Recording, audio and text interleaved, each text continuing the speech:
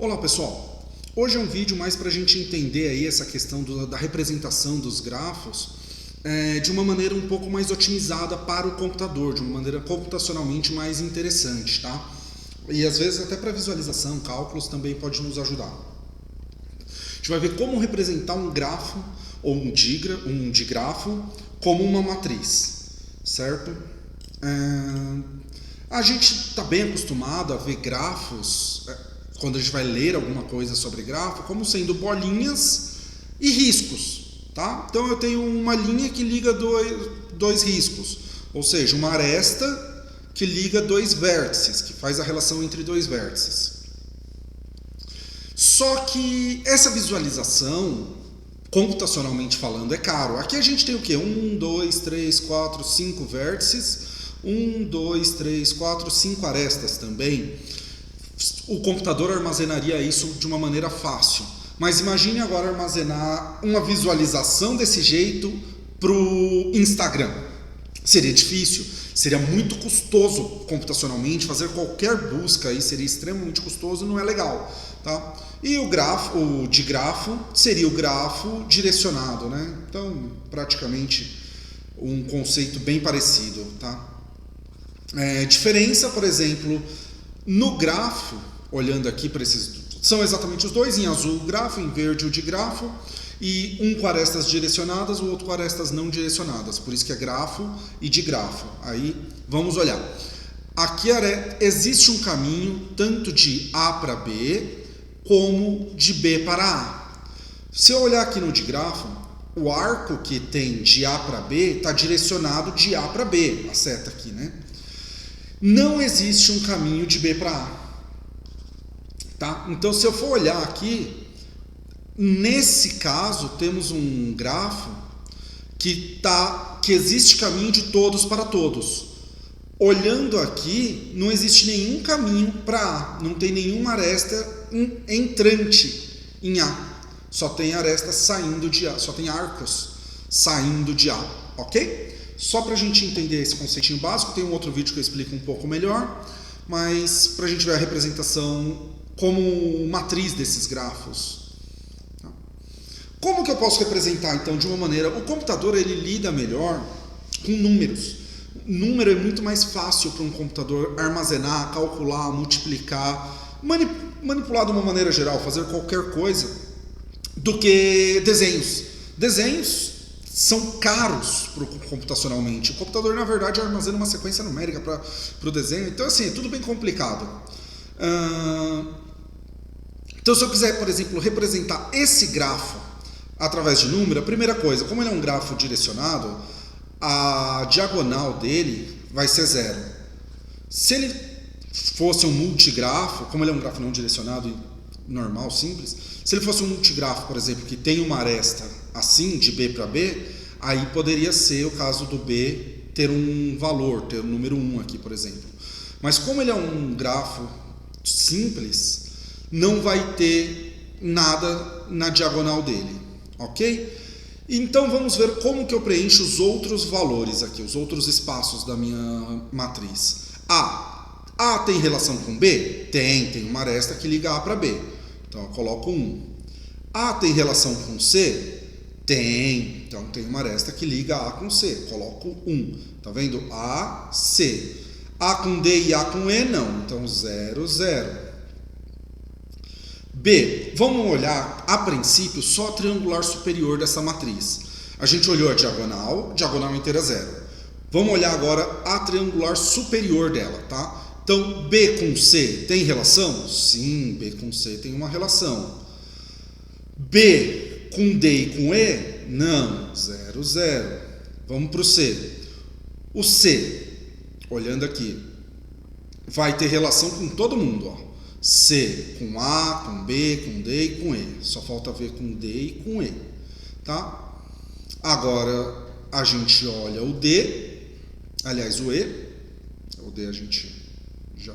não, a gente fez o C. Agora vamos olhar o D. Desculpa. D tem relação com E? Não, não tem. Então coloca o 0. Olha que interessante. 1, 2, 3, 4, 5. As 5 arestas do meu grafo estão representadas na triangular superior da minha matriz.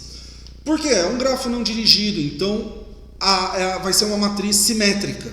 A triangular superior vai ser exatamente igual à triangular inferior. E nós temos, nesse caso aqui, a diagonal como 0. Então eu posso até repetir aqui, ó. 1, 1, 1. O caso do D é 0, 0, 1.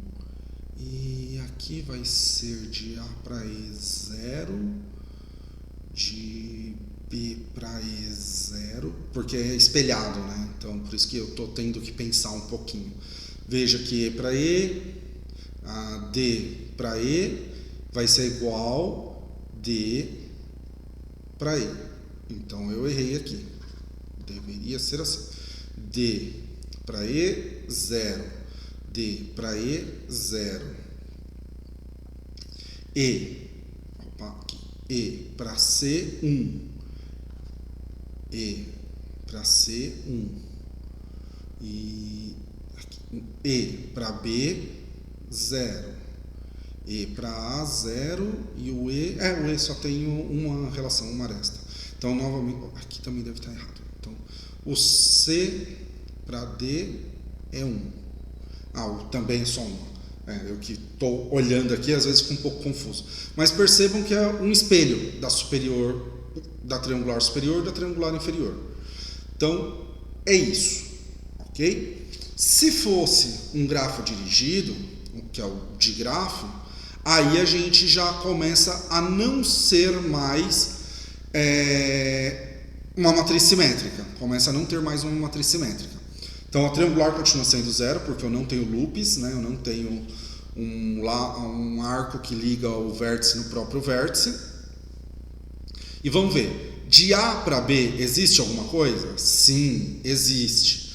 De A para C, existe? Sim, existe.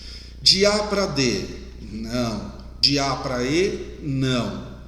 De B para A, vamos olhar. Não. Aqui a nossa ideia lá da triangular superior ser igual a triangular inferior, sendo uma matriz simétrica, não vai dar certo, porque existe um arco de A para B, mas não existe um arco de B para A. Então, 0. De B para C, não. Novamente, ó, de C para B tem, mas de B para C não tem. De B para D, não tem. De B para E, não tem. De C, lembra que lá no grafo, quando era não direcionado, o C ele tinha relação com todo mundo. A gente pode até voltar aqui e olhar. Pode ver a linha do C, 1, 1, só com ele mesmo não, que é a triangular 0, 1, 1. Agora vamos ver como que fica a situação. De C para A, tem? Não. De C para B, tem? Tem, ó. C aponta para B. De C para C é triangular. De C para D também não tem, porque o D que tem relação com C, o C não tem relação com D. E de C para E. Olha a diferença que já deu agora.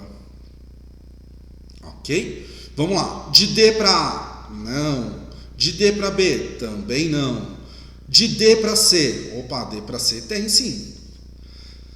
De D para E, também não. Né? Então, 0. E para A tem? Não.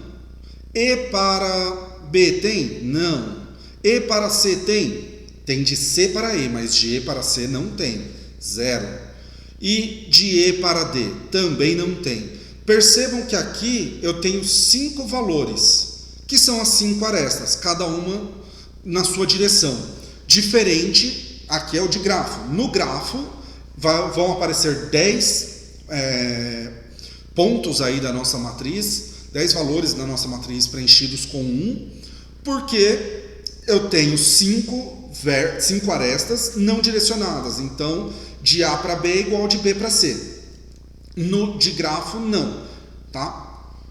E olhando aqui, se a gente usa sempre o número 1, não, às vezes a gente vai ter grafos ponderados, de grafos ponderados também. Aí eu vou manter essa questão do 0 na... Aqui eu só não manteria novamente, por exemplo, se fosse assim, eu tenho um laço, aí eu coloco um valor aqui. Mas como eu não tenho isso,